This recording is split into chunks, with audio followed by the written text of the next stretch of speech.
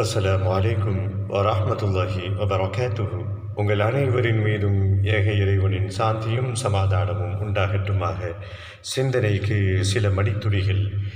பெருகி வரும் முதியோர் இல்லங்கள் ஒரு ஆரோக்கியமான சமூகத்தின் அடையாளமாக இருக்க முடியுமா என்று பார்த்தால் நிச்சயமாக இருக்க முடியாது. ஒரு காலத்தில் எந்த காலத்திலும் இல்லாத அளவுக்கு இன்றைக்கு பட்டதாரிகளும் இன்ஜினியர்களும் சாஃப்ட்வேர்களும் ஹார்ட்வேர்களும் ப்ரொஃபஸர்களும் டாக்டர்களும் எல்லா துறைகளிலும் கோடோச்சுகின்றவர்கள் இன்றைக்கு பெருகிவிட்டார்கள்.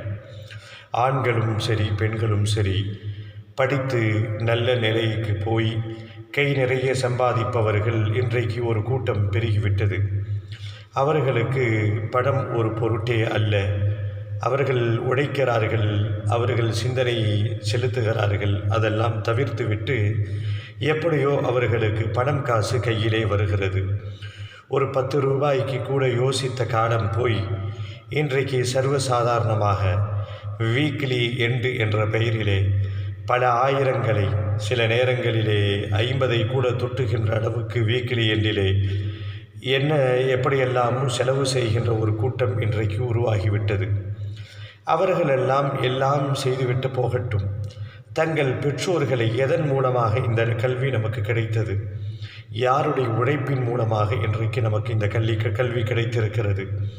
நாம் விதவிதமாக பல ஃப்ளேவர்களிலே பெர்ஃப்யூம்களை உபயோகப்படுத்துகிறோமே, இதெல்லாம் நம் பெற்றோர்களுடைய வேர்வை துளிகள் என்று என்றைக்காவது நினைத்திருக்கிறோமா?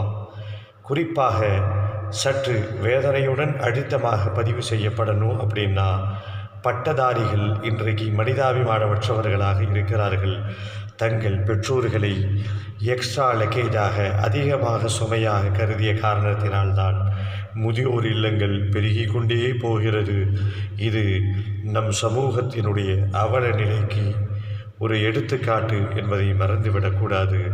தொடர்ந்து பயணிப்போம். இன்ஷா அல்லாஹ். புரிந்து கொள்வதற்கு இறைவன் அருள் புரிவானாக.